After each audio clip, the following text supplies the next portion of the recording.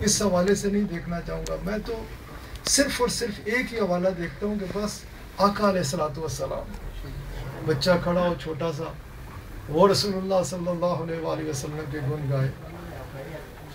بزرگ کھڑے ہوں، جوان کھڑے ہوں، بچیاں کھڑی ہوں، آقا علیہ الصلوۃ والسلام کی محبت، بس یہی میرے آنے کا مقصد ہوتا ہے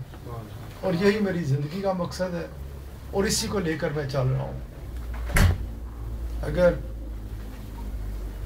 یہ مقصد نہ ہو تو شاید فقیر جا کر، میں نے کئی بار اس حوالے سے سوچا بھی کہ میں، کیونکہ مدینہ المنورہ کے علاوہ بس ایک ہی طرف لگن ہے، لیکن پھر یہ خیال آتا ہے، اور یہی خیال لے کر مجھے دنیا کے کونے کونے میں اٹھا کے پھرتا ہے کہ اگر تجھے ایک کرن نظر آئی ہے اپنے آقا علیہ الصلوۃ والسلام کی خوبصورت دربار پاک کی اعلیٰ و عرفہ بے پناہ بلند و بالا شانوں کی ایک جھلک، تو ایک کرن دیکھ پایا، جھلک بھی گیا، تو تیرے اوپر کیا یہ ہے کہ ادھر بیٹھ جائے؟ نہیں، مجھے جو خیال لے کے گھماتا پھرتا ہے وہ یہ کہ میں دنیا کے کونے کونے میں جاؤں، گلی گلی، کوچہ کوچہ، گاؤں گاؤں، ملک ملک، شہر شہر، جہاں کے لوگوں کو یہ بتاؤں کہ دوستوں، بچوں، بچیوں، دنیا میں اور کوئی چیز ہے ہی نہیں، اگر ہے تو ایک ہی چیز ہے، رسول اللہ کی محبت میں کوئی آقا علیہ الصلوۃ والسلام کے ساتھ پیار کرو، اپنے نبی علیہ الصلوۃ والسلام کی محبت میں گم ہو جاؤ. اصل اس کے علاوہ دوستوں کچھ بھی نہیں ہے ہی سب. میں کہنا باقی سارے رولے ہی رولے. اگر ایک چیز ہے نا حقیقت تو وہ صرف اور صرف ایک چیز ہے، وہ رسول اللہ صلی اللہ علیہ وآلہ وسلم کی محبت ہے، آقا علیہ الصلوۃ والسلام کے ساتھ پیار ہے، آقا علیہ الصلوۃ والسلام کے ساتھ والہانہ عشق و عقیدت ہے. یہی چیز لے کے فقیر نکلتا ہے، یہی چیز لے کر آپ کے پاس اب بھی آیا تھا. اور الحمدللہ ثم الحمدللہ ثم الحمدللہ ثم الحمدللہ جاتے ہوئے رائی برابر بھی کوئی ایسا ویسا وہ نہیں ہے کہ،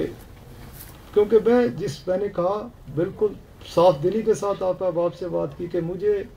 میرا مقصد ہی ایک ہے زندگی کا کہ میں بس رسول اللہ صلی اللہ علیہ وآلہ وسلم کی محبت میں لوگوں کو گم دیکھوں، آقا علیہ الصلوۃ والسلام کا ذکر کرتے ہوئے دیکھوں، آقا علیہ الصلوۃ والسلام کی محبت میں ڈوبے ہوئے دیکھوں، کیونکہ یہی چیز ہے. اسی لیے میں بہت مطمئن ہوں، حد سے زیادہ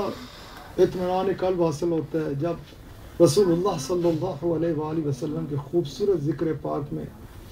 آپ علیہ الصلوۃ والسلام کی محبت میں کسی سے بھی کوئی ذکر سنتا ہوں بس خوش ہو جاتا ہوں. اگلے دن جس طرح ابھی طاہر صاحب نے بات کی، انہوں نے اپنے گھر بات کی، آج بھی کھڑے آئے، میں نے کہا کہ کھڑے ہوں بات کریں. بس یہی چیزیں ہے، اصل چیز دوست ہے ہی یہی، اس کے علاوہ کچھ بھی نہیں ہے. اکثر و بیشتر میرے شیخ کامل نے بھی تذکرہ فرمایا کرتے تھے، میں نے بھی شاید ادھر کئی بار ذکر کیا ہوگا کہ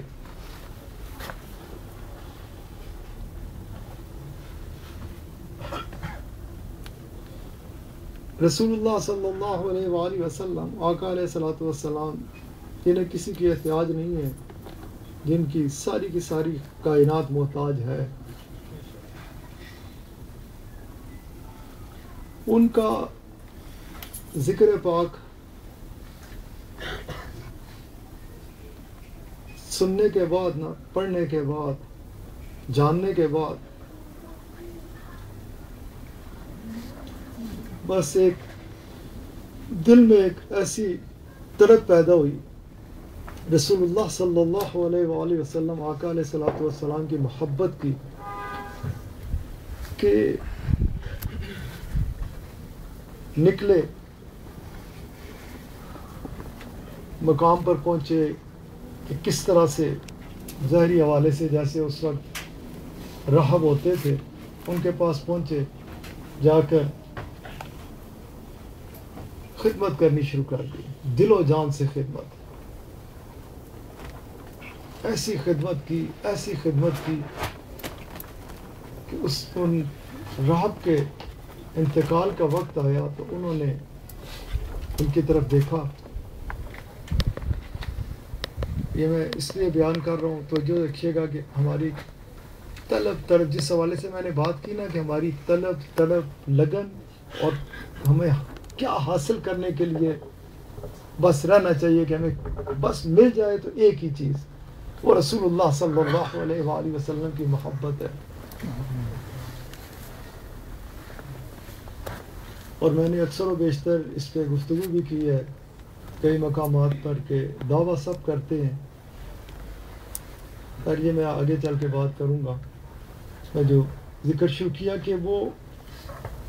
اس انداز سے محبت سے، اتنی لگن سے، طرف سے، اس طرح سے خدمت کی کہ جب رحب کا وقت آخر آتا ہے تو انہیں بلواتے ہیں اور کہتے ہیں کہ جس طرح آپ نے میری خدمت کی ہے، جو میں نے آپ میں جذبہ دیکھا ہے، جو لگن دیکھی ہے، تو میں سمجھتا ہوں کہ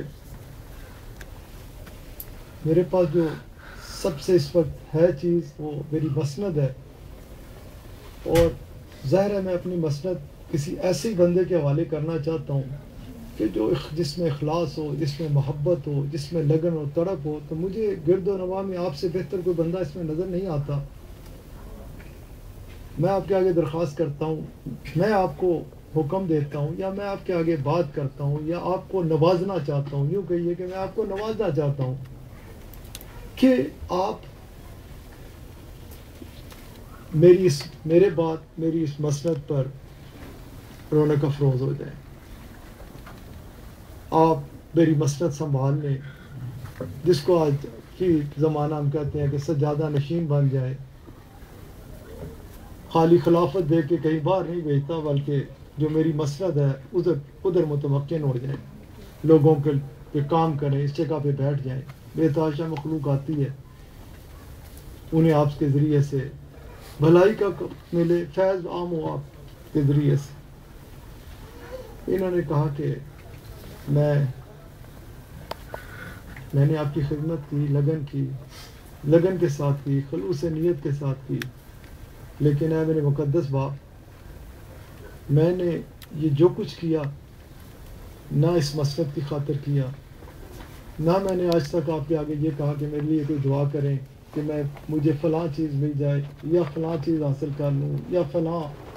کوئی چیز میرے دل میں ہے ہی نہیں۔ میں نے ایک طرف اور ایک لگن میں آپ کے ساتھ کی کہ کسی دن آپ خود خوش ہو کے مجھے کچھ دینا چاہیں تو میں مانگوں۔ میں نے تو یہ بھی نہیں مناسب سمجھا کہ شاید پہلے مانگ بیٹھوں، میں بھی مانگنے سے بھی اپنے آپ کو بند کر کے رکھا کہ جس دن آپ مجھے کچھ دینا چاہیں گے نا، آپ خود فرمائیں گے کہ ہاں میں تجھے دینا چاہتا ہوں، مانگ، کیا مانگتا ہے۔ آپ بہت بڑا کرم فرما رہے ہیں کہ اپنی مسند مجھے دے رہے ہیں۔ میں نے اس کے لیے کسی چیز کے لیے کی نہیں ہے یہ خدمت۔ میں نے اگر خدمت کی ہے، میں اگر اس طرف میں لگا رہا ہوں، لگن میں لگا رہا ہوں، تو صرف ایک چیز میں نے رسول اللہ نبی آخر الزمان صلی اللہ علیہ وآلہ وسلم کے بارے میں پڑھا ہے،